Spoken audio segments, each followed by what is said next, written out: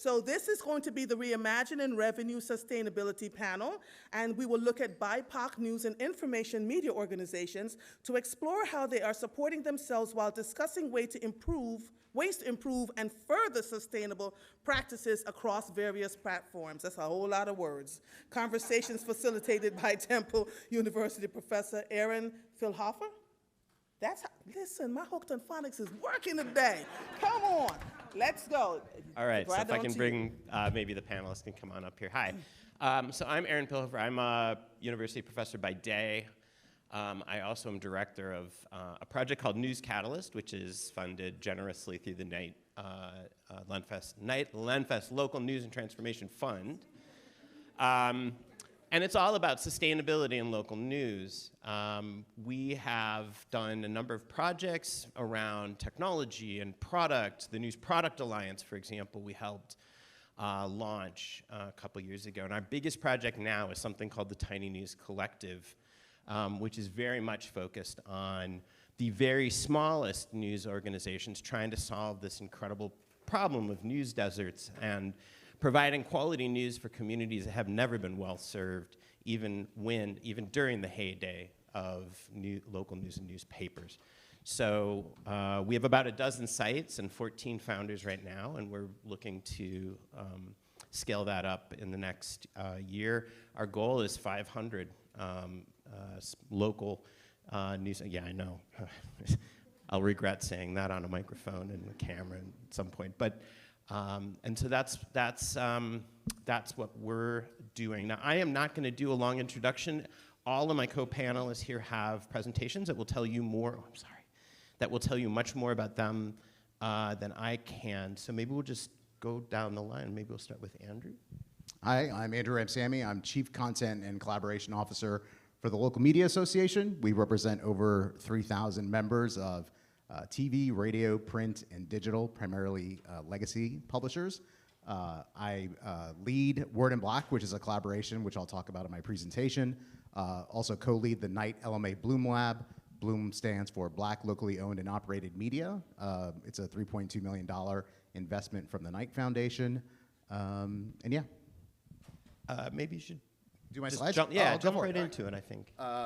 So if you'll pull up my slides. So yeah, Word in Black is a groundbreaking collaboration of the nation's leading black news publishers. It was formed prior to George Floyd. LMA had invested in a digital transformation lab for black publishers, which is one of our core pillars at LMA, is to support sustainability for publishers of color. And when George Floyd happened, the 5 publishers in the group felt like there was a huge opportunity, given what had happened, to come together and to expand that group, and that then became Word in Black. The entree into that was Eleanor Tatum, who's the publisher of the New York Amsterdam News, reaching out to LMA and to Nancy Lane, our CEO, and saying, we have an opportunity to be able to get onto a list of donor-advised funds. And for those of you that don't know what donor-advised funds are, people who have too much money, they don't know what to do with it, so they've assigned it to someone else to figure it out. And if we get on this list, we would be the only media organization, black media organization, that would be on this donor-advised list. So that was on a Friday afternoon. By Monday, the Give Butter page was up and running, and it generated hundreds of thousands of dollars of donations. And that is the kind of genesis story for Word in Black. So the focus on Word in Black is to confront inequities, which we all know plagues the black community. But also, it's more than just that. It's to really elevate solutions, to amplify the black experience by reporting and collecting and sharing stories about real people in communities across our country. So it's not rocket science. What I'd like to say to this in particular is that when a local story about a black community goes national, local black publishers lose equity in that conversation. And what I mean by that is, once a national news organization swoops in, where does the audience go? To the national site. Who are they listening to? The national publisher. Where's that revenue going? To the national organization, right? So here was an opportunity to take 10 locally owned black publishers, bringing them all together to stand up a national news brand, a digital startup, and it has been very successful. These are the publishers. Some of the faces are familiar. One huge omission who is sitting in this room. I had no direct responsibility when this group was formed, but you have the Afro, which is based in Baltimore. They just celebrated 130 years of publishing to the community. I mentioned Eleanor, but east to west, north to south. This group of publishers represents 800 years of continuous publishing to the Black community. I'd like to call it the world's oldest Black media startup. I'd like to call it the world's oldest Black media startup. I rehearsed that and I thought I was going to get more. Here's the geographic reach of Word in Black. Again, it covers the country, north to south, east to west. At some point in the future, we want this map to actually grow, and I'll talk later on what that plan is. This is the staff of Word in Black. I sit alongside Liz Dwyer, who's our managing director. We have an education reporter. We have an open role for an education reporter right now as well. A health data reporter, a health reporter, and a digital editor. All these positions are funded either by philanthropy, branded content, or reader revenue. So it's 100% sustainable at this very moment. We have a volunteer to be your The next education reporter? All right, I'll take your resume. So who is funding Word in Black? Because that's part of this conversation today.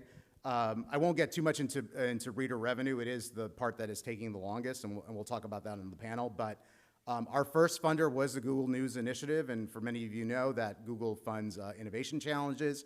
They were the first to step in. It's very helpful to have that first funder come in because they can influence the rest of the ecosystem to come on and support.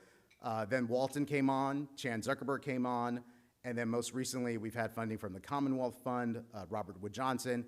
Each one of these is supporting a reporter, so Commonwealth is supporting health, Robert Wood Johnson is supporting health, Chan Zuckerberg was supporting education, and then LMA has made investments, the Local Media Consortium has made investments, and then SNPA, which for those of you that don't know is a very old school newspaper foundation. They supported us in actually helping us fund our digital editor. And then we've done a lot of work with brands with Word in Black. As you all know, after George Floyd, the corporate community said they were going to invest hundreds, millions, billions of dollars into Black communities, and we have decided to call them up on that offer. McKinsey is a sponsor of our Friday newsletter. AARP sponsored a content series that we did earlier this year on caregivers within the Black community. And then Biogen did something with us just recently on how Alzheimer's within the Black community is either undiagnosed or diagnosed way too late. We did a branded content campaign with them in a very unique way. We partnered with Drew Hill on a series that we did on Facebook. Very successful. They love the work. The way that we were able to engage with audiences with Drew Hill was unlike anything they had ever done, and they're already talking to us about what we're doing next steps. So this is the timeline. It's not a very long timeline. Launching the Fund for Black Journalism in October of 2020 to where we're at today, it's taken 2 years. And in that 2 years, we've generated over $3 million of philanthropic support, branded content support, and reader revenue. So I think it says a lot about the ability and the capacity to grow. These are, again, unique and creative ways to drive at sustainability. Why would anyone want to bring together 10 Black legacy publishers? It's more than just the content. It's more than just the audience. It's more than just the revenue. It's actually about digital transformation. So it's a little bit of a hidden agenda. Is how do we accelerate digital transformation for Black publishers? This is one of the ways to do it. So these are some of the stories that we've done. And matter of fact, I think Latrell actually had a Word in Black story on his presentation. I was happy to see that. But our stuff is getting out there. We did an email opt-in campaign. We have 40,000 newsletter subscribers that subscribe to our content. We are up to 2 newsletters a week now. Our goal is by end of the year to have 3.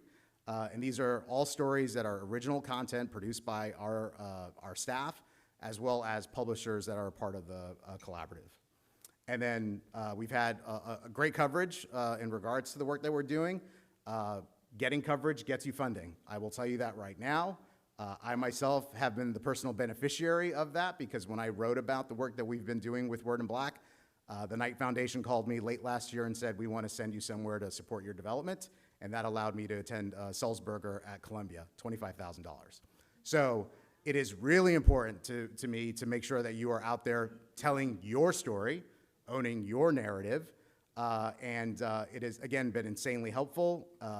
A year ago, this past weekend, Labor Day weekend, Nicole Hannah-Jones tweeted about Word in Black, and because we had the right digital infrastructure, we were able to capture audience email addresses, which turned into several thousands of dollars of donations. So digital infrastructure is so important. It's not a matter of if, it's a matter of when a story breaks in your community. Will you be prepared to take in that audience? And I will say for many of you in this room, when I look at your websites, I don't see inline CTAs, which are calls to actions. I don't see prompts to tell me to sign up for your newsletter. Then I get your newsletter. There's nowhere in there asking me to donate. There's just a lot of work that we need to do on the infrastructure side to make sure that you all can be a part of this huge revenue opportunity in reimagining journalism. So what are the next steps for Word in Black? So it is a project that is managed by the Local Media Foundation, which is a charitable trust of LMA in partnership with the 10 publishers. And the goal was always that this would be creating equity for Black publishers. So this will actually spin out next year. It will become its own company, and the 10 publishers that are now a part of Word in Black will become owners in Word in Black. We believe that this is a $100 million company. Let me say that again. We believe, and professionals believe that this could be a $100 million company. I'm gonna say it again. No, I'm not gonna say it again. Now, why do I say this? Because I know a lot of people were talking about journalism yesterday, and I guess I believe, yes, that journalism is important, but we really need to understand the business of what we're doing. And if we don't understand that business opportunity, we will fail. Because a lot of us have conversations with folks, and we will do stuff, and we'll never ask, how much? What will it take? Are you willing to invest? Will you be my partner? Are you like-minded in what we're trying to achieve? The good news is that the industry has changed, right? Philanthropy has changed its mindset about giving money for-profit media, right? And for-profit media has been demonized by some of the nonprofit folks in this room because not all for-profit media is Alden Capital, right? Not all for-profit media is going out to steal your lunch. Many of you are family-owned, second generation, third generation, the Afro going on fifth generation. But you don't have to necessarily be a nonprofit to capitalize on the opportunities that are happening on the foundation side. So this is just give you a broad overview. These are the publishers that we were on a call before things kind of loosened up with the pandemic, talking about next steps. But this was all born out of George Floyd, born out of COVID, all done remotely. We have not, literally, we didn't meet the publishers all in the same room until just last month in Chicago at our conference called LMA Fest. So again, huge potential when you partner and you collaborate, and a huge opportunity for our industry. Thank you. Cool, thank you. Sarah and Mitra? Do you want us up here, or can we stay, what do you think? Can we stay seated? Yeah, okay, Sarah's like, yes, we're gonna stay seated. That's why we're business partners. My name is Mitra, Kalita. Oh, sorry, hang on. Can you hear me? Hi, everyone. I was making jokes before, they were very funny, but I'll skip them. My name is Mitra Kalita. I am the CEO and co-founder of URL Media. We are URL Media. You want to introduce yourself, Sarah? Yeah, hi everyone, I'm Sarah Lomax-Reese. I'm the president and CEO and owner of WURD Radio here in Philadelphia, and president and co-founder, thank you, president and co-founder of URL, which is why I'm sitting up here, but Word is a part of URL, and we'll talk about our composition. And I also am the publisher of Epicenter NYC, which was a newsletter founded in the pandemic to help New Yorkers get through the pandemic. Sarah and I did not intend to run 3 companies among ourselves, but that's what women of color have to do right now. But we really do see our being steeped in community media as a necessary part of URL Media's identity. So that's who we are. Well, can I just say a little bit about Yeah, go for it. Mitra and I met at we met before the Media Transformation Challenge, but, and as Andrew mentioned, he was in the Sulzberger program. We were in the Media Transformation program, which was originally the Sulzberger It program. was at Harvard University, It was at Harvard. Sarah. And it was, my participation was funded by Knight, and Jennifer Preston is here, so I want to give her a shout out, because at that time she was there. But we met at... She has no money now. So. we met at the Media Transformation Challenge, and Mitra's background has always been in big media, CNN, the Washington Post, the LA Times. My background has always been in community media. I've been an independent Black media journalist, entrepreneur my entire career, almost 30 years. And so the two of us coming together are like yin and yang in the best possible way. And whereas I have like constant PTSD about spending money and, are we gonna make payroll and all of this stuff that has been my life, she's like, we gotta go big, we gotta do this, we gotta spend money to make money. And so it's a great check and balance that I think we have coming from two very different work experiences. I do think that brings us to how URL Media works, which is coming from a CNN. It was impossible to run digital strategy over the last decade and not examine how platforms, but also mainstream publishers, were complicit in much of what Andrew just laid out in terms of being extractive from communities versus partners, right? And so I, had a very good career in mainstream media, but really felt like I entered mainstream media from a perspective of constantly trying to infuse lessons of community and diversity and inclusion. And it just got to a place in the summer of 2020 when Sarah and I, with our backgrounds and this relationship that we had professionally, right? We're turning to each other to get through journalism, right? To get through, and so she said, what can we do?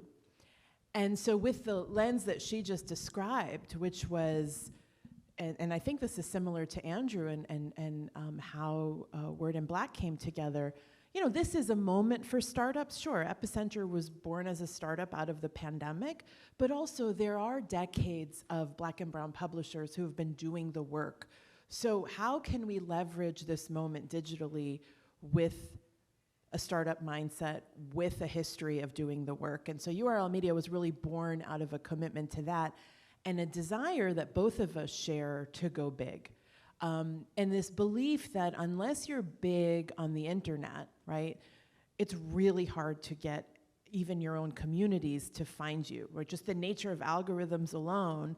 Your communities, if they're searching for where can I get a COVID vaccine, but Google or Facebook is not favoring you in search results, well, good luck to all of us, right? And so that digital mindset, which, yes, is rooted in DEI, but also is rooted in business and technology, has everything to do with our founding. So, go ahead. I want to jump in because the other thing that was at the center of our founding was that we were going to be a for-profit company. We were very clear that there's business and opportunity to be made in this media industry. And one of the key things that has been really important to me is addressing the racial wealth gap. There have to be ways to create more wealth in, and I'm gonna say Black communities in particular, because Black communities have been specifically disempowered and disenfranchised economically for centuries. And so we were like, we are not charity. We have something to say, we have something to give, we have something to offer, and we are going to form this company as a for-profit that is designed to uplift. So URL stands for uplift, respect, and love. And so we wanted to create an organization that it's like a rising tide lifts all boats. Our foundational premise is there are all these high-performing Black and brown owned media organizations, not led, not serving, but owned. Ownership is at the core of this. and empowering and building and incentivizing and growing wealth and ownership in Black and brown communities is at the center of what URL is about. And so we amassed 8 original members as we launched in 2021. 2 of them are here with us, Sierra Hinton from Scalawag and Mazen Sidamed from Documented, and Epicenter and Word, so we got 4 right here. And so we wanted to figure out a way that we could identify high-performing Black and brown-owned media organizations that could come together to share content, share our excellent content, to amplify each other's content, and to share revenues.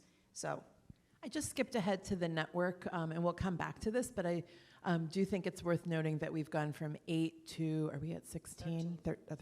Okay, I thought we were at 16.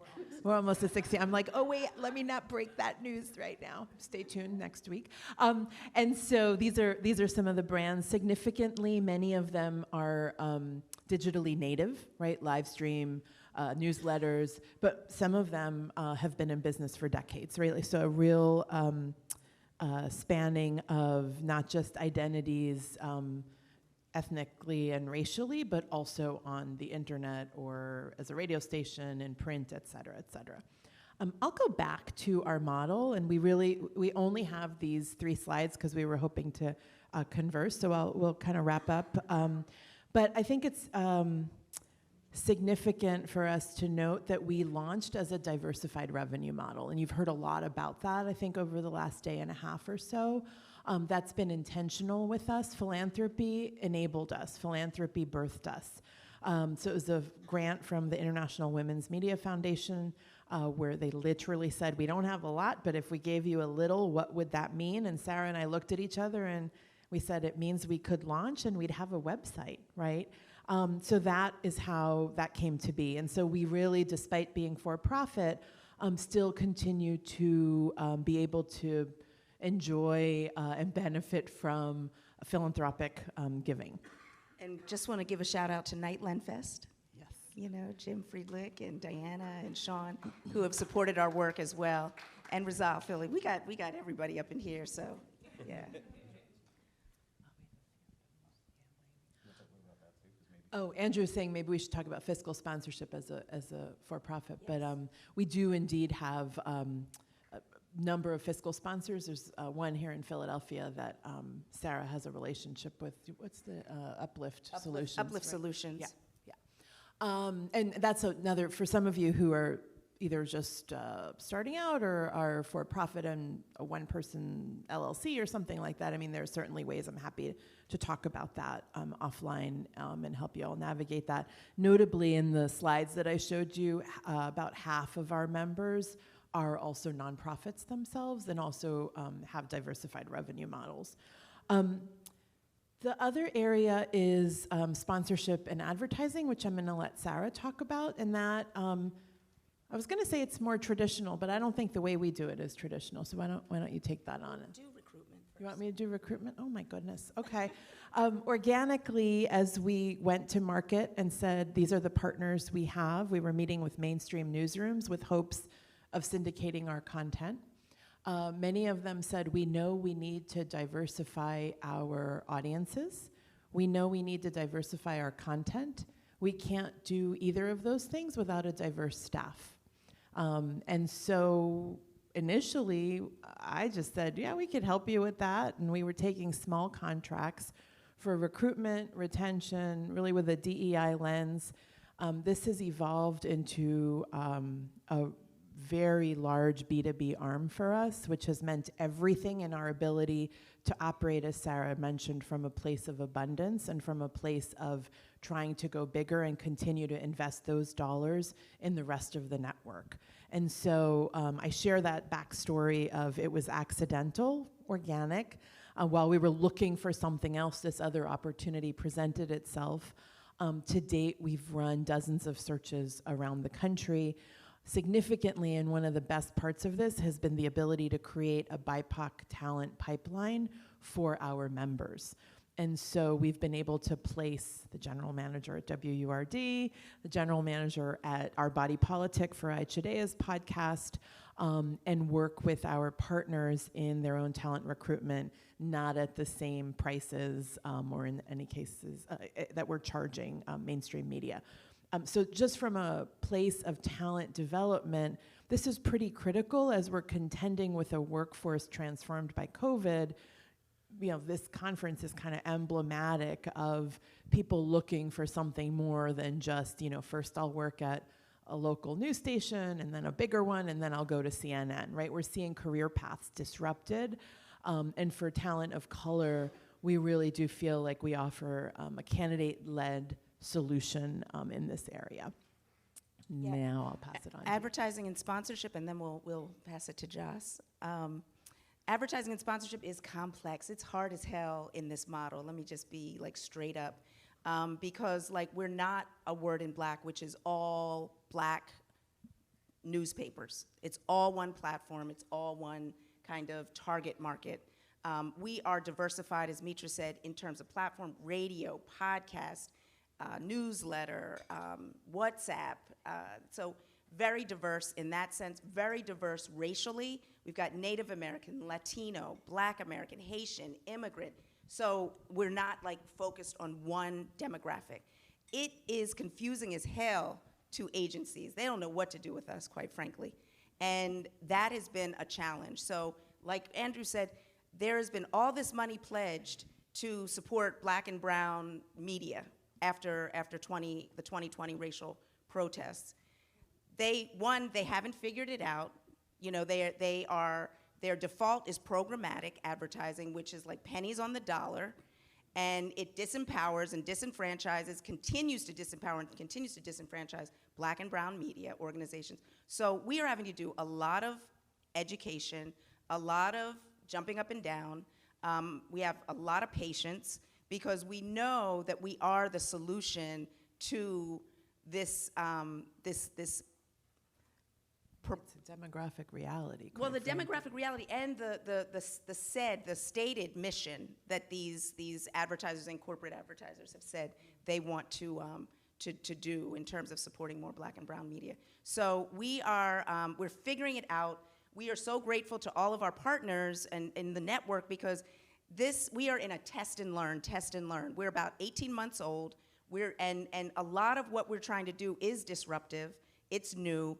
And it's requiring a lot of pivoting and shape-shifting, but at the same time staying absolutely committed and true to our mission and our values. And so we're absolutely a work in progress on the sales and sponsorship front.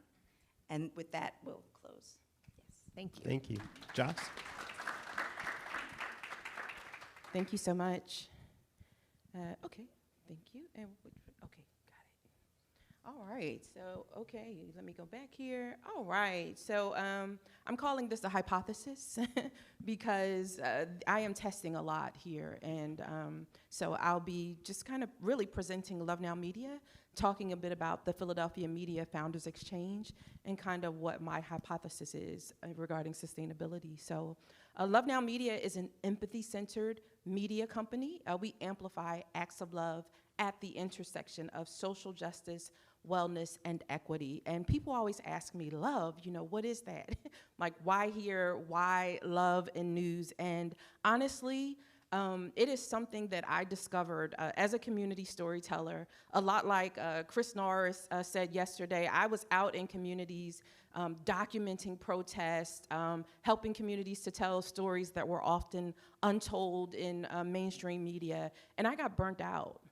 And I actually found myself in a really, really dark place because I felt like me documenting the pain alone was actually, it was depleting, you know, my energy for the work, and it was actually not offering up any solutions. And so just in thinking about what kind of legacy, one, I wanted to leave, and also what was missing from the storytelling landscape, I decided to go out to a protest one day, and I looked for the people who were holding each other up. Actually, it was a protest led by Tarana Burke, who most people know from the Me Too movement now. This was before that kind of got mainstream attention, and she led a protest or a rally for Black girls.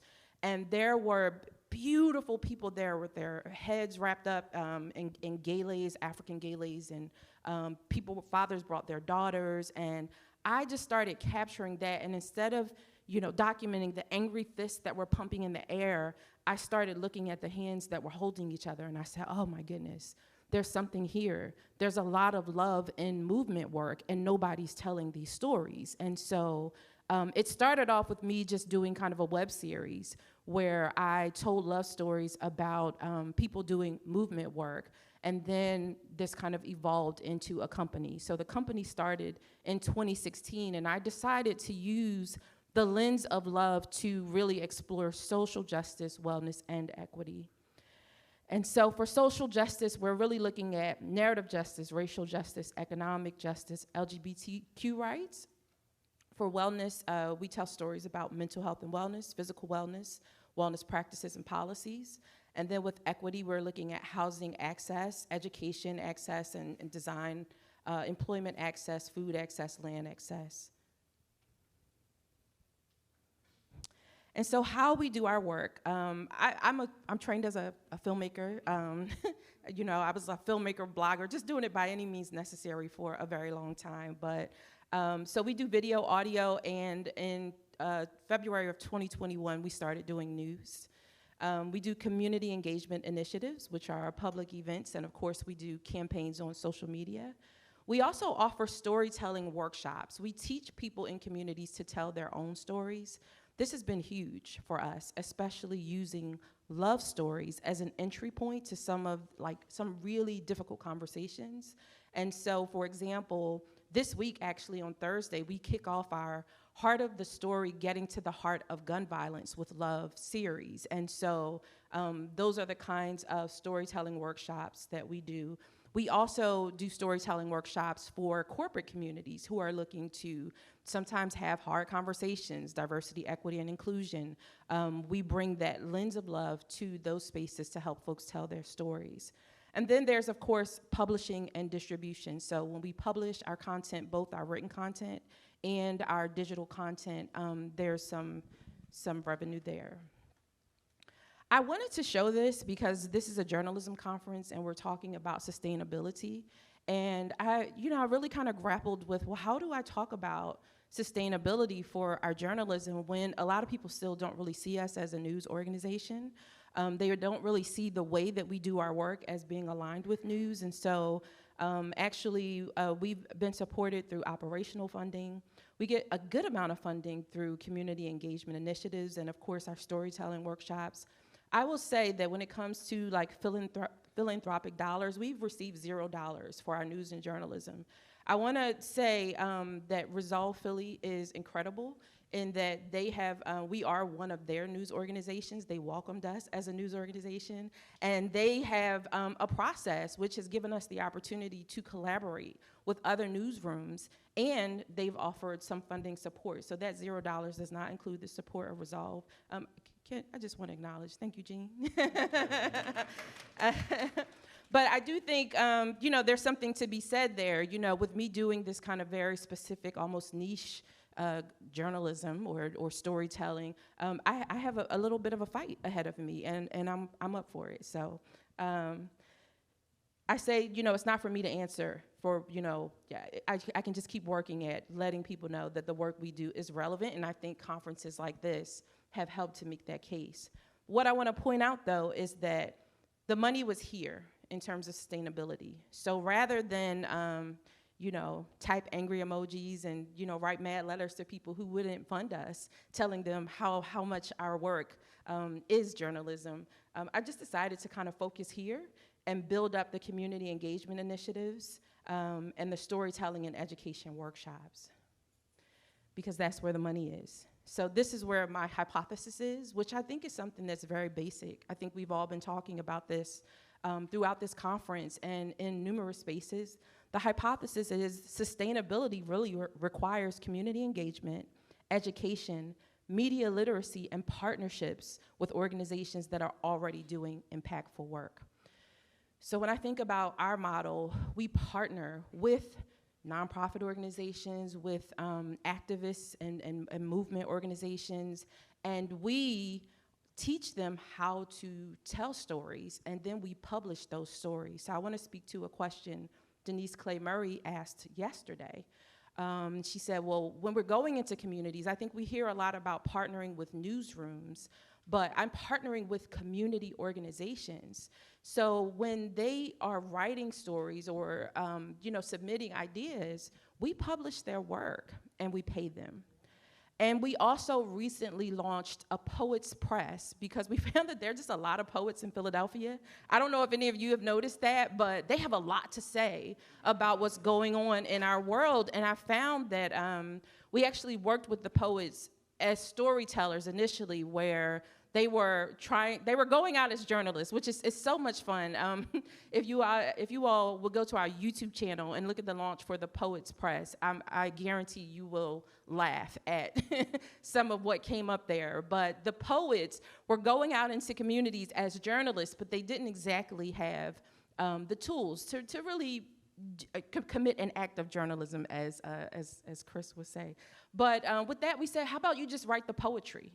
How about you just help people to process what's going on in the world? And this also served us because as a very small media company, we didn't have the bandwidth to send someone out to Texas, when the school shootings happened, or to the border when, Haitian migrants were trying to cross. But local people had something to say, and so we just engaged poets. And so that's a really important initiative for us these days. So in terms of thinking about sustainability, I really think that it's about thinking outside of the box, really paying attention to what is generating funding and revenue, and then building upon that. So my reimagining of journalism is that communities are media literate, they're engaged, and they're in a position to tell their own stories, to have them published, and to be compensated for them. So I actually think that in the same ways we talk about like Web3, where we're gonna be taking the middleman out of, say, creating these algorithms like Facebook and Twitter, and we're gonna take that out, and there are gonna be ways for people to talk directly to each other. I think the future of journalism, my hypothesis, is that we could be thinking the same way about community members having direct access to publishing their stories. I think, while journalists are sometimes going into communities trying to get the story, I think sometimes there might be more space in the future for journalists to do more fact-checking and editing to make sure that the stories that are published are actually fact-checked and able to be read by the communities. But I do think that focusing more on community voices is one way to reimagine journalism. And so LoveNow Media is in service to communities doing the work, and that is working for us. Oh. And that leads me to the Philadelphia Media Founders Exchange. I love this project so much. I want to give a special acknowledgement to Sarah Lomax-Reese, sitting right here next to me. I actually worked for WURD for some time, and when I left to do LoveNow Media full time, I didn't have to quit my job and figure it out and fumble through the weeds, because this woman here said, I'll support your vision. And I was a consultant for WURD while kind of revving up doing my work for LoveNow Media full time. That kind of collaboration, please, I think it's kind of, I don't hear about that kind of thing often. People, they want to claim you, they want to hold you back, they want you to work for them, and she understood this is a big vision. And I do laugh that uplift, respect, and love media is a thing, but it's great, it's wonderful. And so with that, collaboration is something that really inspires the way that I've been, looking to also give back to communities. And so I get this opportunity to work with the Philadelphia Media Founders Exchange as a consultant. There's an amazing group, Zebras Unite, who came on to lead the project, and I was brought on as what they called a community catalyst. And so I wasn't so sure of what that was, but I know that I felt like I was doing that already. So I stepped up to be a part of this amazing project. And that project, funded by the Lenfest Institute, Independence Public Media Fund, the Knight Lenfest Local News Transformation Fund, that project had 11 BIPOC media entrepreneurs who all received grant funding coming into the project. And then they were able to apply for grants to support their growth and sustainability while they were inside the cohort. They received training and coaching with Black and Brown founders, and they also had access to people like Sarah and some other leaders in the journalism and media ecosystem who were able to answer their questions and share best practices. So again, I think the Philadelphia Media Founders Exchange is something that continues to grow. I'm sure we'll talk more about it as we enter the discussion portion of this panel, but I think it also builds upon my hypothesis about sustainability requiring community engagement, education, media literacy, and partnerships with organizations that are already doing impactful work. Thank you. Thank you. Let's start with collaboration, actually, as the beginning point. One of the insights that led to us to create the Tiny News Collective is that there isn't support for founders, for entrepreneurs at the smallest level. We point at a lot of what the American Journalism Project is doing, a lot of what Craig Newmark is doing, and launching news organizations with $10 million checks. Well, I don't think anybody here has got a $10 million check. So let me ask each of you, what infrastructure do we have to put in place to help build the foundation so that these kinds of initiatives can grow and thrive? If you could snap your fingers tomorrow, what would we want? I'll say that I think education is more important than we've acknowledged. I know that there was a point in my career where I felt like people weren't seeing me, they didn't value what I was doing, they didn't know, and actually there were things that I needed to learn.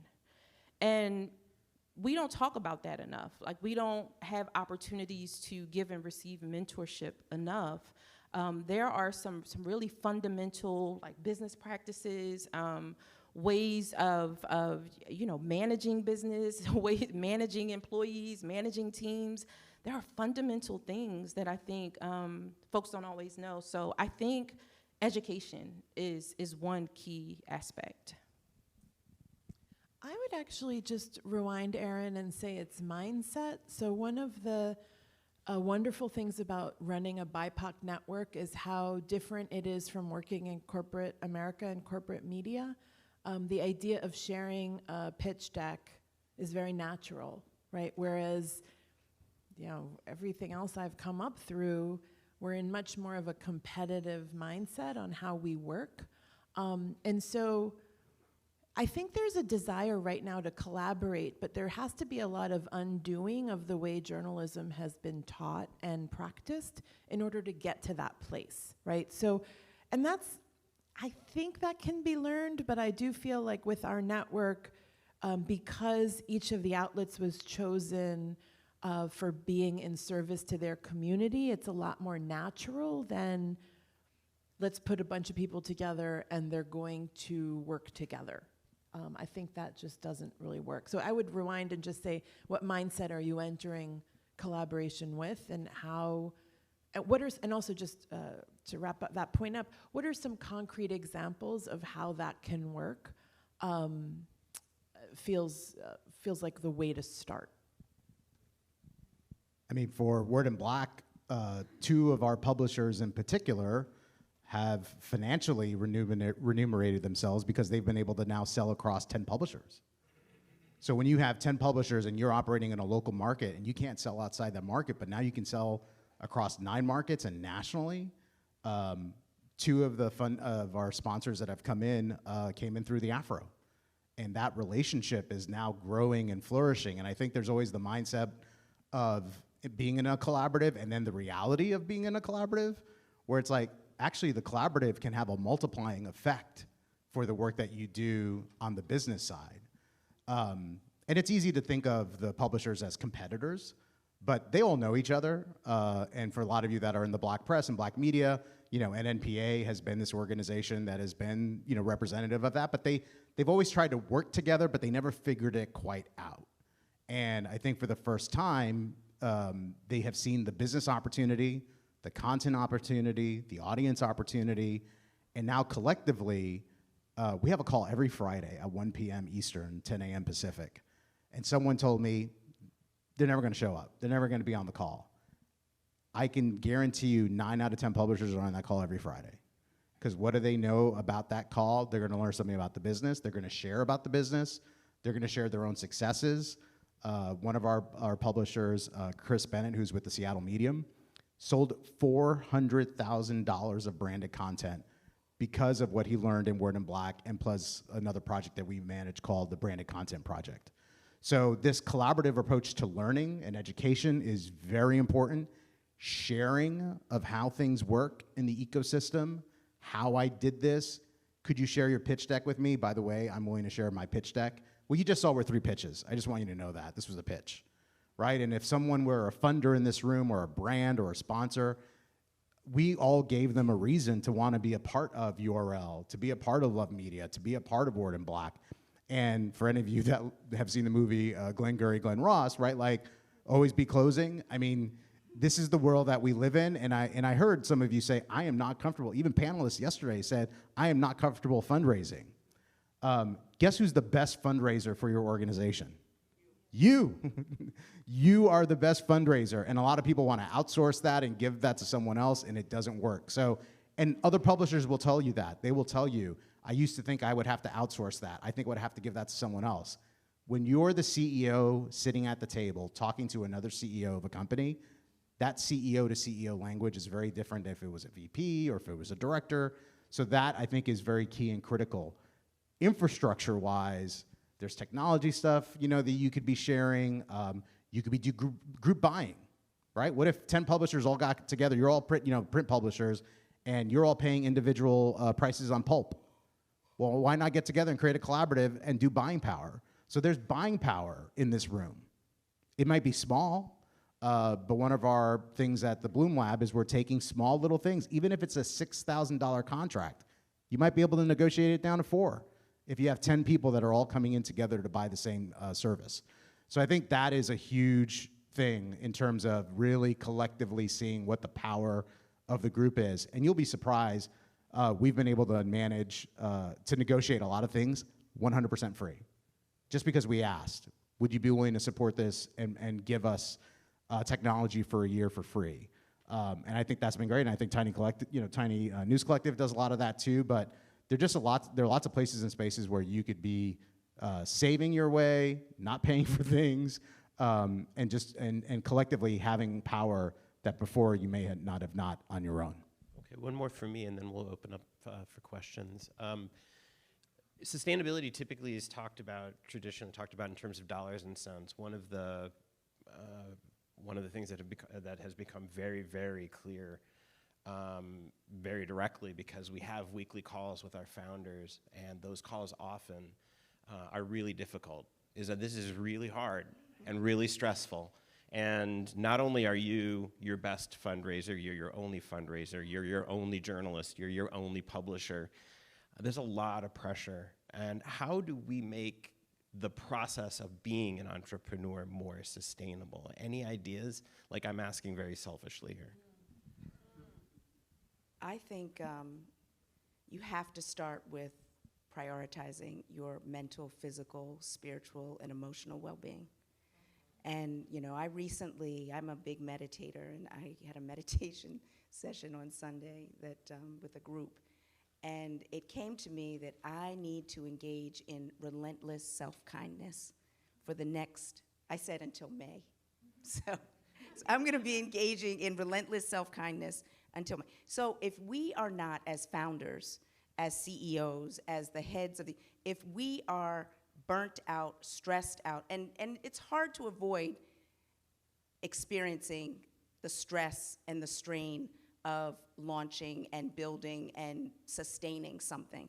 It is it's not easy. And anybody who says that it's easy is full of you-know-what, is lying.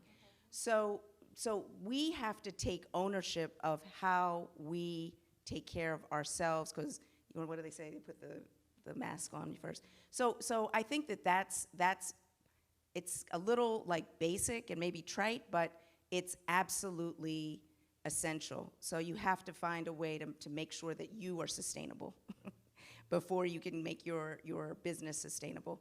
And then I think that it's, like in the previous question, I think so much of growth and sustainability is about the people.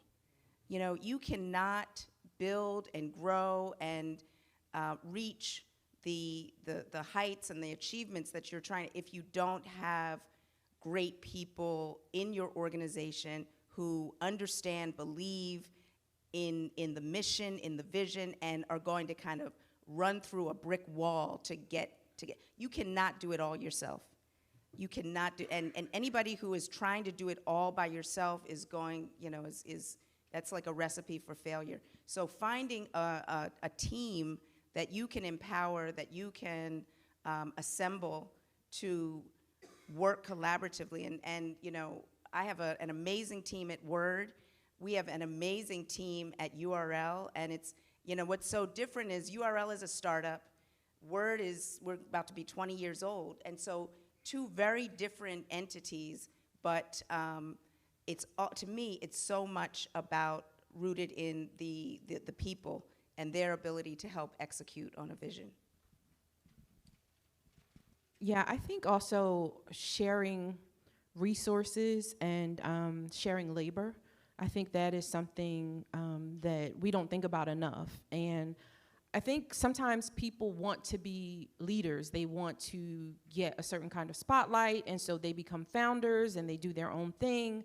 But sometimes joining forces gives you the ability to say, hey, I'm actually not the best at doing my layout. So how about I take something off your plate and you do all of my layouts, and now you have two entities that are becoming partners so that everyone is not just kind of, running on the hamster wheel. And I actually think that's one of the amazing things about Tiny News, like the infrastructure that you all have created so that people can do things, with ease. But I think there could be more of that. Like, what if we shared a social media person, or what if we shared a graphic designer, or, what if we shared some of those other resources? Now everyone is not trying to go at it all alone. But I do think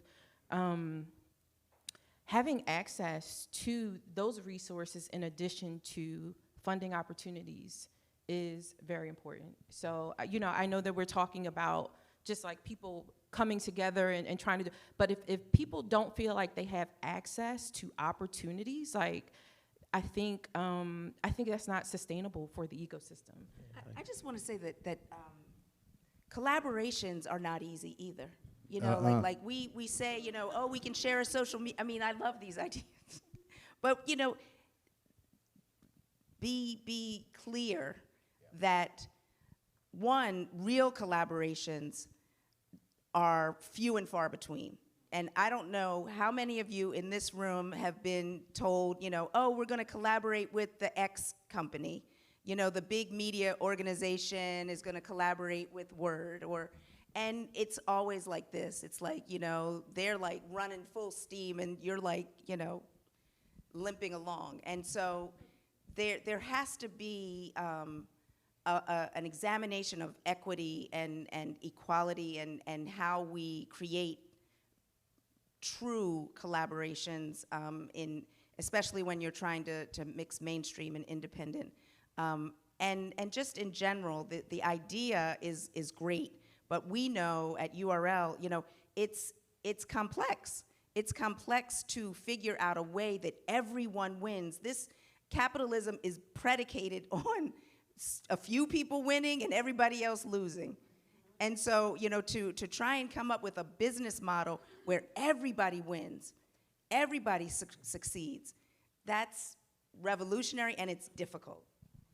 I think it's important, like in any relationship that you're in, to define what is sustainable and what's not. Right? Like, you've been in relationships where you know that the relationship is not sustainable. Right? Like, you know deep down, like, I have to see that person, you know, whatever, cohabitate with them, whatever. Like, I think it's important to like identify that first before you talk about sustainability.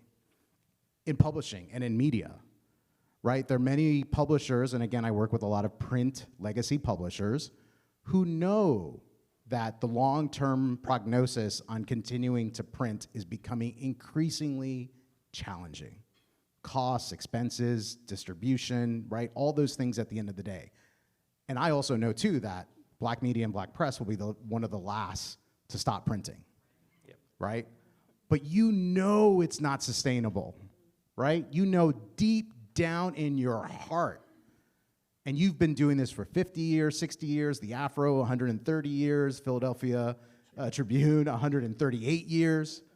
But sometimes you do have to let go. So we talk at LMA Transformation A and Transformation B. Transformation A is about transforming your current business to be able to support your future business. And it's a process that I think has to go on paper. And a lot of founders and a lot of publishers that I work with, I say, show me your plan. Like, where is it on paper? And oh, by the way, that paper should change. It should be iterative, right? It should be an iterative process, because what ends up happening is you invest in technology, you invest in all these different things, and then like you're like, well, I'm done, and then like you think it's over. But technology changes, audiences change, content changes, right? Should you go chase, a YouTube strategy? Should you go chase a video strategy, podcasting strategy, all these things, right? Like, how many of us see squirrels every day in this business? And how many of us chase it? Again, is that sustainable? That is unsustainable. So, like, I do this exercise, and I've done it with myself for years now, and it has served me well. I take a piece of paper, fold it in half. On the left side, I put all the things that I love to do. On the right side, I put all the things I hate to do. And the goal in life is that you get paid to do the things that you love to do, and on the right side, you pay people to do those things. And that's the same thing with media and publishing. There are things that are completely unsustainable that we continue to do, and there are things that are actually sustainable, but we're gonna have to change. We're gonna have to make some really big changes. And I will tell you, taking 10 Black publishers through digital transformation, they all love their websites, and they all think their websites are unique, specific, and to themselves. And we have a solution that's out there that will cover 95% of what they need, called Newspack. But they don't want to do it. They don't want to do it because they have to change. But if I can get 10 publishers on the same technology platform, all speaking the same language, you know what I could do on the sales side for advertising and all of that? So there's just a lot of inherent stuff that we believe that we have to hold on to because it is sacrosanct and we can't touch it. But we all know it's unsustainable, and I would ask you to ask yourselves that question. What parts of this are unsustainable that I need to let go of? What are the new things that I need to create and take risks on? And the partnership stuff, I will say, finding someone with shared sense of purpose, and we call unity of purpose. We are united. It was so heartwarming to have Biogen, AARP, and Deloitte on the stage with us last month at Lenfest talking about what we're doing with Word in Black. Those are 3 brands that are heavily united. We're now extending that relationship to another collaborative that we're doing called News is Out. And one of the members of the Philadelphia Gay News is here sitting in the room, Mark Siegel. Mark's over there.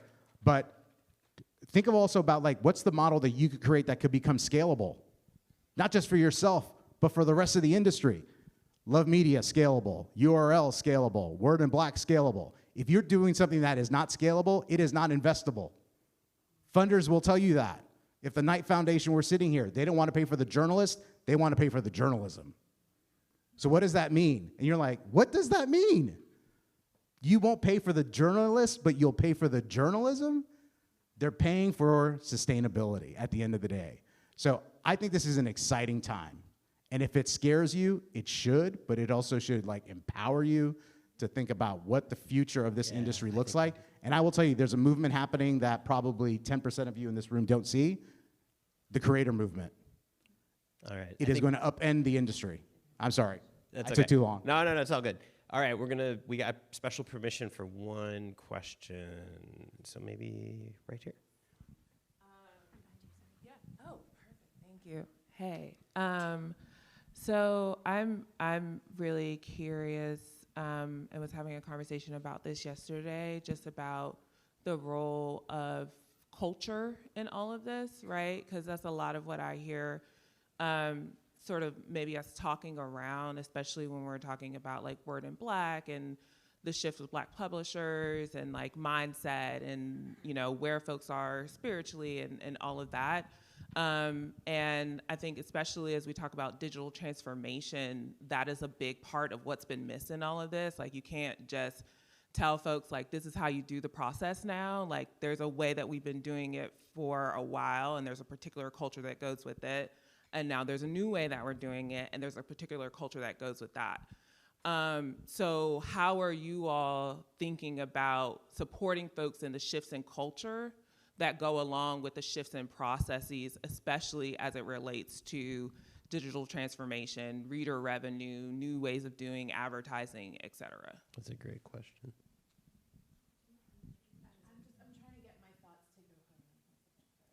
I'm trying to get my thoughts together on this because I believe I'm obsessed with this very question, Sierra. I mean, it's partly why I left CNN was partly to launch these journalism ventures, but also to prove that a better way of leading, managing, making money, committing journalism is possible. And so this idea of creating a culture that is as sustainable as all the other things we've talked about is pretty core to me. I write a weekly column for Time Magazine on the workplace, and it started out as a way for me to pay my mortgage because I launched these things and I didn't know if I would be able to still put food on the table and pay my mortgage. And what ended up happening was that the column took off because I started to use the lessons of really me and Sarah kind of talking this through and applying them to the workplace. Now, the code, sort of not the code, but like what people say about the column is Mitra's just trying to get white people to work like people of color through this Time Magazine column, right? And I'm like, well, it's not totally wrong in terms of community being built in your life and your career being everything, right? And on my deathbed, that will be everything. And so if the lesson of the last few years is that Americans of all hues want to work more purposefully, are we not in a moment to do exactly the things you're saying? I didn't answer the last question on balance because I feel like I could talk about it for hours. Not balance, sorry, Aron, you asked about it as far as sustainability of humans, of ourselves. Just from a pragmatic perspective to answer your question, I do think that examination I do every week publicly is actually a signal to our teams. I know they read it to get a sense of what's on my mind as a CEO, right? How do you manage difficult people? Is she talking about me? Or, the case for balance beyond just going to take a walk, right? Or things like that. So I think now that's my version of how I signal, right? To the marketplace, to investors, to our teams. I use this space every week. That's become a platform. I would ask leaders, is there a public place where you're channeling your values? Are you signaling? I am so lucky because I happen to have millions of people joining me on that journey every week, right, with my column. But it's made me think about messaging from leadership in a very different way. I never done that before. I've never been that open or vulnerable about it. So that's one answer. That's a good answer. Yeah, very quick, very, very quick. Yeah, I'll make this quick. Okay, yeah, I think culture has to be designed. I think, we often throw ourselves into collaborations based on kind of what we think we see or who has more social media followers. And I think that it is a process. We have to sit together and really understand what makes each other tick. And there's a question that I like to pose to you all as we kind of leave this session is, how did you learn the definition of love?